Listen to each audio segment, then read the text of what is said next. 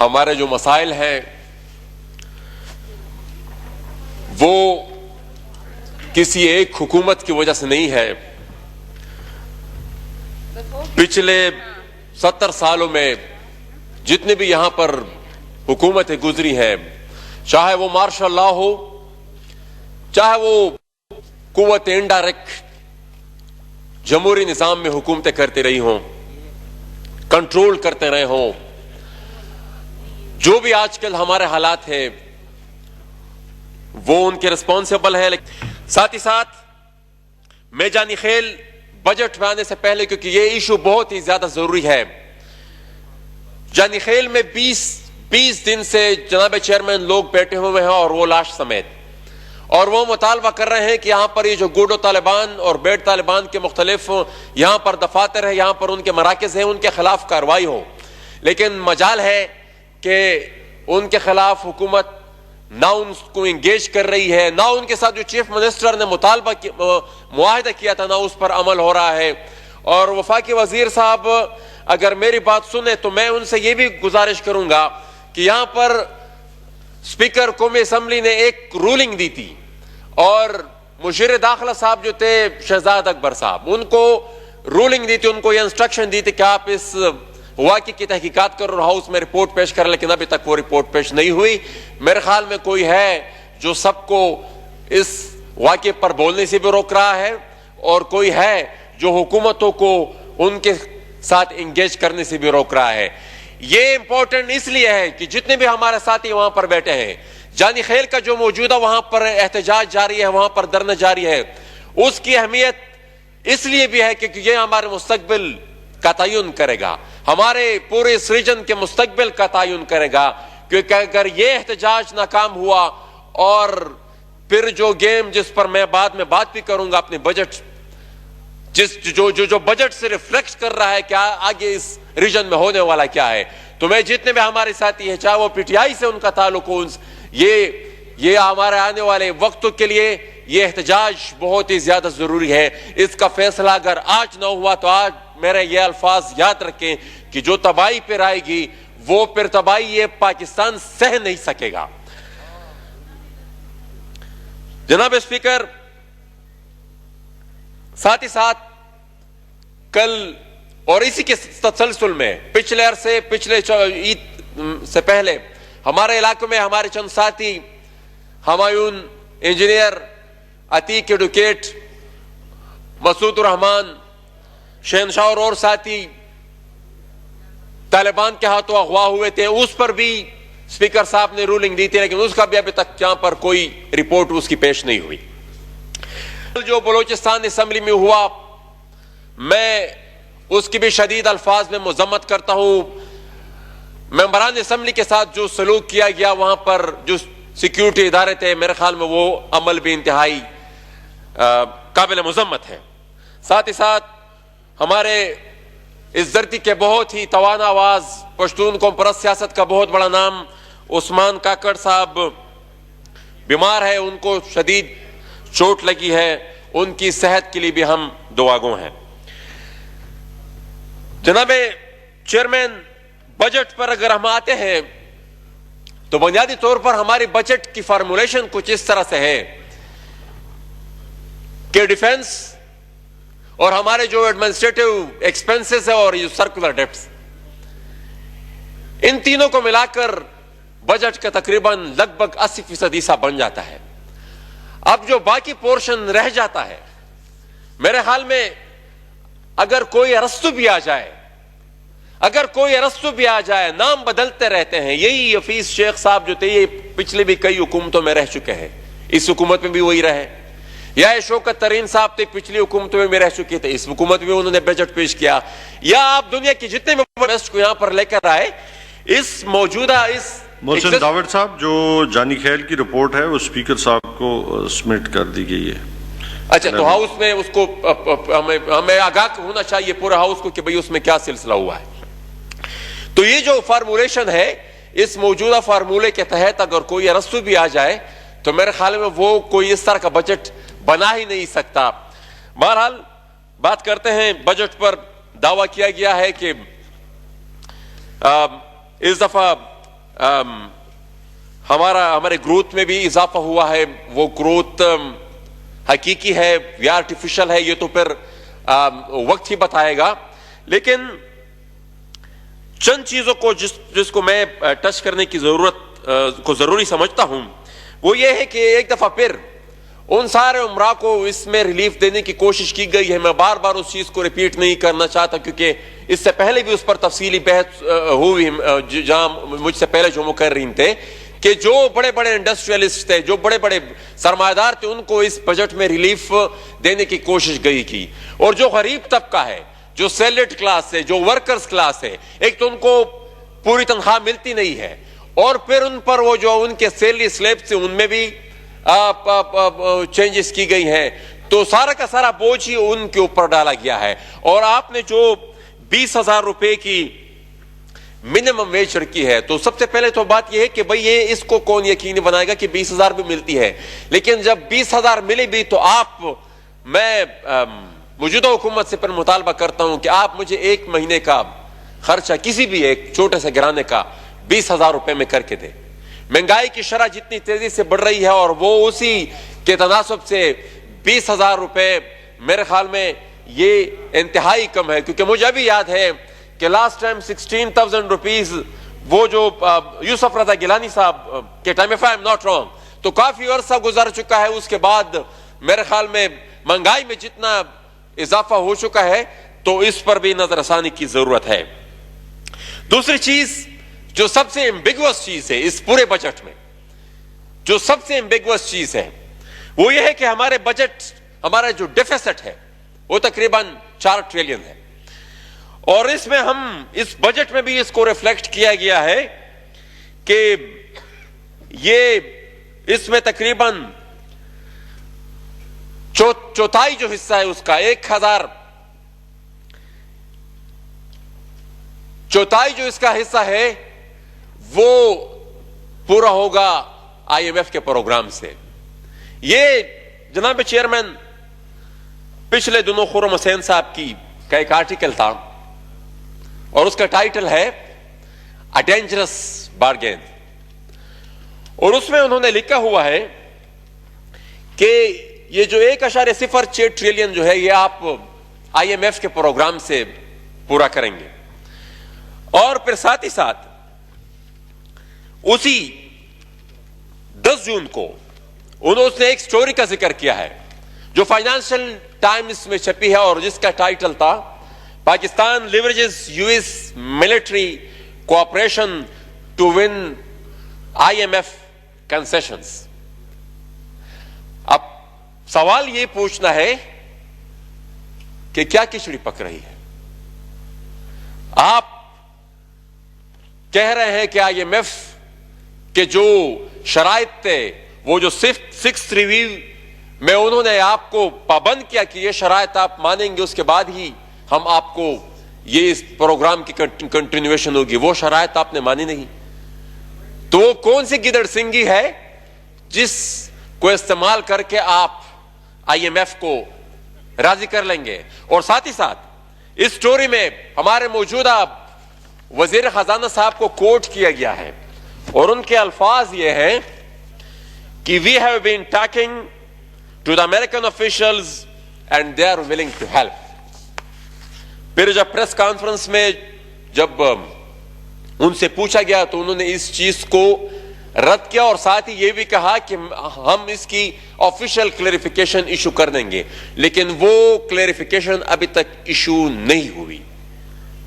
تو جو ہم سینس کر رہے ہیں، جو ہم سمیل کر رہے ہیں وہاں سے، وہ یہ ہے کہ شاید کوئی نیا جنگی پروجیکٹ ملنے والا ہے، اور اس نئے جنگی پروجیکٹ کے بدلے میں وہ جو پروجیکٹ دینے والے ہیں وہ ہمیں IMF سے یہ کنسیشنز لے کر دیں گے. اور یہ اسی لیے یہ خرم حسین صاحب نے لکھا ہے کہ A Dangerous Bargain. اور یہ ہم نے پہلی دفعہ نہیں لکھا اپنی ملک کی تاریخ میں. یہاں پر ضیاء الحق کو بھی ایک اس طرح کا پروجیکٹ ملا تھا. اس پروجیکٹ کی بدولت یہاں پر کیا ہوا؟ آپ نے امریکہ کی جنگ لڑی روس کے خلاف، آپ نے افغانستان کو تباہ و برباد کیا، اور اس کے بدلے پورا کا پورا وہاں پر جو یہ جو गन कल्चर, जो रॉकेट लॉन्चर कल्चर यहाँ हमारे इलाके में भी आ गया, पूरे रीजन में आया। फिर उसके बाद एक दूसरा टेका मिला परवेज मुशर्रफ को, और परवेज मुशर्रफ को जो टेका मिला उसके बाद फिर उस के बदले में जो दहशतगर्दी आई यहां पर, फिर जो तबाही मची वो भी फिर पूरे मुल्क ने देखी। आज हमारे जो पॉलिसी साज हैं वो एक तीसरा एक और जंगी प्रोजेक्ट लेने की कोशिश कर रहे हैं। ये जो अब वहां पर हो रहा है जानी खेल में, ये जो उनको कोई पूछ नहीं रहा, तो ये मुझे उसी जंगी प्रोजेक्ट का तसलसल नजर आता है, क्योंकि वो चाहते हैं कि एक दफा फिर उसी किस्म के हालात इस पूरी रीजन में बनाए जाए, ताकि वो जो मुस्तकबिल में जो प्रोजेक्ट मिलने वाला है अब वो किसी भी शक्ल में हो, चाहे आपने अड्डे देने हो, चाहे कोई और जंगी प्रोजेक्ट या चीन के खिलाफ या किसी भी पूरी रीजन में उन कुव्वतों या अमेरिकी या उनके जो एलाइज उनके वेस्टेड इंटरेस्ट को सिक्योर करने के लिए, उनको पाए तकमील तक पहुंचाने के लिए आपको जो ठेका मिल रहा है, मेरे ख्याल में एक दफा पहले भी मैं कह चुका हूं कि ये जो पिछले दो प्रोजेक्ट से जो तबाही मचाई है, इस दफा अगर आपने एक और प्रोजेक्ट लिया तो मेरे ख्याल में ये स्टेट, ये रियासत उसका मुतहम्मिल नहीं हो सकती, ये सह नहीं सकेगी उस नए जंग प्रोजेक्ट को। और इसका हम रिफ्लेक्शन देखते हैं। कल परसों हमारे वजीर खारजा साहब का एक इंटरव्यू में देख रहा था, एक मीडिया चैनल के साथ उनका इंटरव्यू था, और उस इंटरव्यू में वो तालिबान को ऐसे डिफेंड कर रहे हो, तालिबान को ऐसे डिफेंड कर रहे थे जैसे कि वो पाकिस्तान के वजीर खारजा नहीं, तालिबान के वजीर खारजा हो। और शायद फिर उनको, क्योंकि वो कंट्रोल करने वाले तालिबान वो एक ही लोग हैं, शायद उनको इजाफी चार्ज दिया गया हो चंद अरसे के लिए, इसलिए शायद वो इस तरह की बातें कर रहे हो। लेकिन इसके जो कॉन्सिक्वेंसेस हो गए, मोहसिन साहब वाइंड अप प्लीज। अभी तो मैंने हमारे सूबे में होने वाले करप्शन पर बात करनी है। बहरहाल हमारे नंबर पे जी फिर वाइंड अप आ जाता है। एनी हाउ मैं वाइंड अप करने की ही कोशिश करता हूं। यहां पर ये चीज इंतहाई जरूरी इसलिए है चेयरमैन साहब कि ये इस पूरी रीजन का मुस्तकबिल उसके साथ जुड़ा हुआ है, और ये मेरा अल्फाज आप याद रख ले, कल को मैं जिंदा रहूं या ना रहूं, लेकिन ये जो तबाही आएगी ये मुल्क उसको फिर बर्दाश्त नहीं कर सकेगा। यहां पर मैं डिफेंस के बजट पर भी बात करना चाहता था, लेकिन फिर वो जो दूसरी चीज आप वो रह जाएगी। लेकिन 7.5 मिनट है, लेकिन मैंने आपको 14 मिनट हो गया। देखिए ना, 7 मिनट नहीं, देखिए मेरा साथी है वो भी जेल में, और यहाँ आपके 7.5 मिनट नहीं, 7.5 मिनट है। वो क्या बात हुई? वो मेरा साथी नहीं है, मतलब वो आप उसको एक हल्के को नुमाइंदगी से आप फिर भी 14 मिनट हो गए। मैं थोड़ी देर देखिए जी, इसके बाद हम हमारे सूबे के चंद मसाइल में उसके ऊपर आता हूं, फिर अपने मर्ज एरियाज के बारे में थोड़ी देर बात करूंगा। देखिए जी, नेट हाइडल का हमारा मसला है। पहले जो एजीएन काजी फार्मूले के तहत हमें उस पे भी शेयर नहीं मिलता था, और 570 बिलियन हमारा एजीएन काजी फार्मूले के तहत बनता है, वो हमारे पख्तूनख्वा को नहीं मिल रहा। लेकिन उसके बाद फिर जो सूबाई पख्तूनख्वा की और वफाकी हुकूमत परवेज खटक साहब के दौर में उनकी वजारत आला में जो एग्रीमेंट हुआ था वफाकी हुकूमत के साथ, अब तो उसके बेस पर भी हमें कुछ नहीं मिल रहा। और पिछले 3 बरसों में हमारा जो उस फार्मूले के तहत शेयर बनता है उसमें भी 36 बिलियन रुपए हमारा ओवर ड्यू है। साथ ही साथ गैस हम $4 पर MMBTU वो, लेकिन फिर जब हमें मिलता है तो वो $12 पर उसकी कीमत बन जाती है। अच्छा, ये जो फिर हमारे सूबे पर एक और डाका डाला गया है, यहां पर आर्टिकल 161B वो लिखती है आइन की कि the net proceeds of the federal duty of excise on oil levied at well held and collected by the federal government should not form part of the federal consolidated fund. یہ آپ آئین کی خلاف ورزی کر رہے ہیں. ہمارا صوبہ 50% سے زیادہ آئل پروڈیوس کرتا ہے, لیکن آپ نے وہ ڈیوٹی دینے کے بجائے وہاں پر اس پہ آپ نے لیوی لگا دی ہے. تو وہ اس دفعہ آپ نے 610 بلین کا وہ اس کا اندازہ لگایا ہوا ہے. تو یہ سارا کا سارا ہمارے صوبے کے حقوق پر ڈھاکہ ہے. ساتھ ہی ساتھ وہ جو واٹر کا ہمارا شیئر تھا, اس میں بھی 39 CCI میٹنگ میں یہ فیصلہ ہوا تھا کہ ہمیں ڈیولپمنٹ کے مد میں ایڈجسٹ کیا جائے گا, اور لیفٹ کینال کا جو انفراسٹرکچر ہے 2018 میں اس کو ایڈجسٹ کیا جائے گا, لیکن اس میں بھی کچھ نہیں ہوا.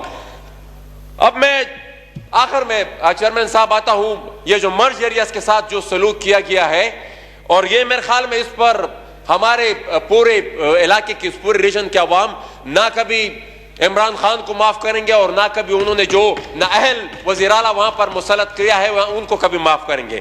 سب سے پہلے تو ہمارے جو جوڈیشل ریفارمز ہے, دیکھیں نا, جب مرج ہو گیا تو ہونا تو یہ چاہیے تھا کہ وہاں پر عدالت لگ جاتی. اکثر مرج ڈسٹرکٹس میں ابھی تک کورٹس نہیں ہے, تو وہ ایڈجسٹنٹ ڈسٹرکٹس میں جاتے ہیں.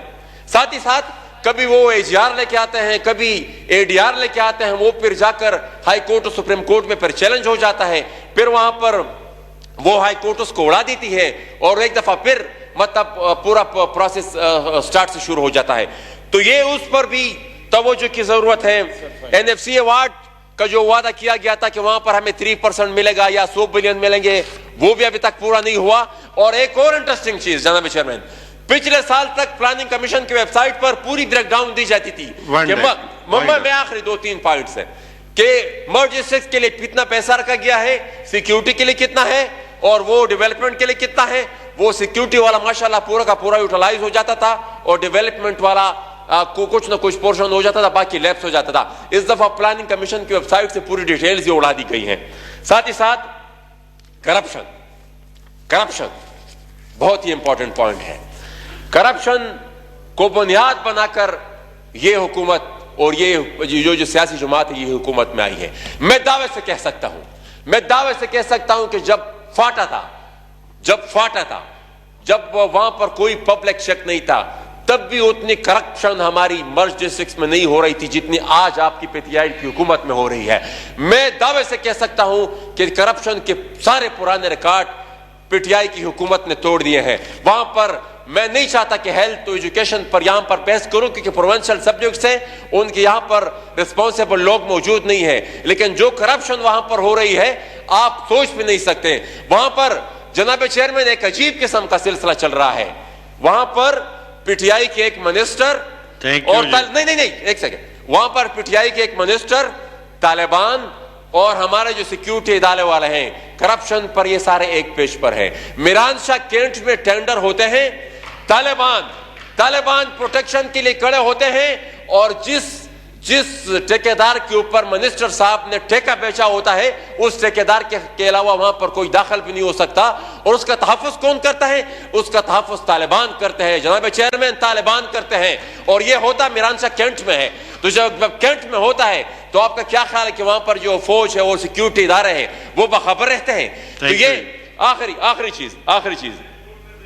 آخری چیز یہ جو اچھا, ساتھ ہی ساتھ ہمارے وہاں پر چیک پوسٹ پر بطخوری, یہ میں پہلے بھی اس ہاؤس میں کہہ چکا ہوں, چیف منسٹر اس سے آگاہ ہے, پرائم منسٹر اس سے آگاہ ہے, چیک پوسٹ پر بڑے پیمانے پر بطخوری ہوتی ہے. اور جو ایزمنٹ رائٹس ہے, ہمارے جو ٹرائبز بارڈر پہ رہتے ہیں جو دونوں طرف کے ہیں, ان کو ایزمنٹ رائٹس ڈیورنگ لائن کے ایگریمنٹ کے تحت ان کو حاصل ہے کہ وہ آ سکتے ہیں اور جا سکتے ہیں. ان سے آنے جانے پر 15-15 20-20 ہزار روپے ایک بندے سے فی نفر, وہ پیسے کہاں جا رہے ہیں اس کا بھی جواب دیں. اور آخر میں ایک مطالبہ میں یہ کرنا چاہتا ہوں کہ ہمارے کچھ IDPs افغانستان میں ہیں, ضرب عضب سے پہلے وہ وہاں پر گئے ہوئے ہیں, کیونکہ وہ چونکہ بارڈر پہ ہی تھے تو بارڈر کراس کرنا ان کے لیے بہت آسان تھا, بجائے اس کے کہ وہ پیدل آتے اور وہ بنو یا دوسرے ڈسٹرکٹس میں آتے. ان سارے وہ جو IDPs وہ ضرب عضب کے وقت سے وہاں پر پڑے ہوئے ہیں. ہماری وفاقی حکومت ان کو واپس لانے کے لیے ابھی تک ان کا کوئی پلان بھی نہیں ہے, نہ ہی ان کا کوئی منصوبہ ہے, نہ ہی انہوں نے ہمیں کوئی ابھی تک جواب دیا ہے. ایسا کوئی فورم بچا نہیں ہے جس پر ہم نے ان آئی ڈی پیز کے لیے آواز اٹھائی اور ان کو واپس لانے کا ہم نے مطالبہ نہ کیا ہو. تھینک یو جی. جی محترم